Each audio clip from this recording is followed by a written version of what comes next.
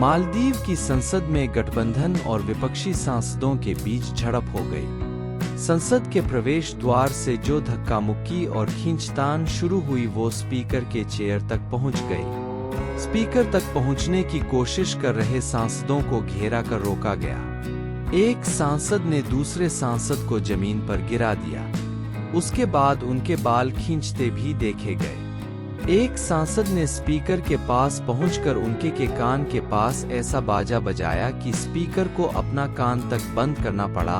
ये सब उस नाटकीय वीडियो में देखा जा सकता है जो मालदीव्स की संसद से आई है। सवाल है कि मारपीट और हंगामे की ये नौबत आई क्यों?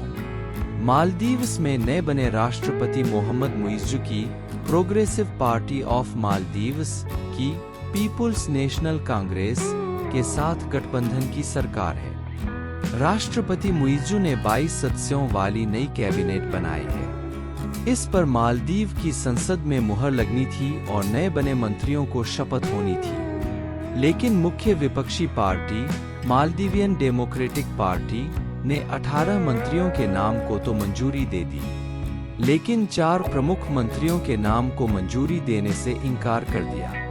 एक और विपक्षी पार्टी डेमोक्रेट्स ने भी विदेश मंत्री समेत 3 मंत्रियों के नाम को मंजूरी देने से मना कर दिया। कुछ 87 सदस्यों वाली संसद में से इन दोनों पार्टी के 56 सांसद हैं, यानी कि इनके पास बहुमत है। इनके बिना मंत्रियों के नाम को संसद में मंजूरी मिलना मुमकिन नहीं है। इनके रुख के देखते हुए सत्तापक्ष के सांसदों ने ही संसद की कार्रवाई को ठप्प करने की कोशिश की। अब सवाल है कि इन दोनों पार्टियों ने कैबिनेट को मंजूरी में रुकावट क्यों डाला? वो इसलिए क्योंकि इन दोनों पार्टियों का मानना है कि मुइज़्ज़ू की सरकार भारत विरोधी नीति पर चल रही है। दोनों मुख्य विपक्षी पार्टियों का मानना है कि ये विकास में साझीदार रहे एक अहम देश को अपने से दूर करने जैसा है। मुइज़्ज़ू घोषित तौर पर चीन समर्थक हैं और हाल में उन्होंने चीन का दौरा पर 22 समझौते किए हैं। वहीं दूसरी तरफ राहत बचाव और प्रशिक्षण के लिए मालदीव्स में मौजूद भारतीय सेना को बाहर निकलने का फरमान जारी कर दिया है। भारत के साथ हाइड्रोग्राफी समझौता का नवीनीकरण भी नहीं किया। ये भी जानकारी आई है कि चीनी अनुसंधान जहाज माले पहुंच रहा है।